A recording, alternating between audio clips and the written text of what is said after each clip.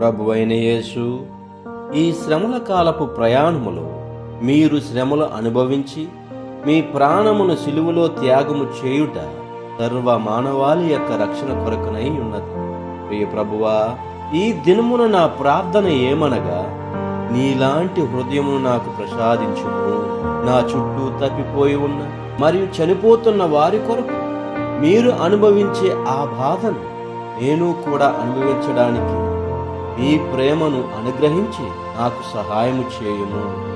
నిస్సహాయ స్థితిలో ఉన్నవారికి సహాయమును, నిరీక్షణ లేని వారికి నిరీక్షణను కలిగించుటకు స్వచ్ఛమైన మీ కల్వరి ప్రేమను, బాధలను అనుభవించడానికి మరియు అవసరమైన ఎడల నా ప్రాణాన్ని సైతం అర్పించడానికి నన్ను సిద్ధపరచుము.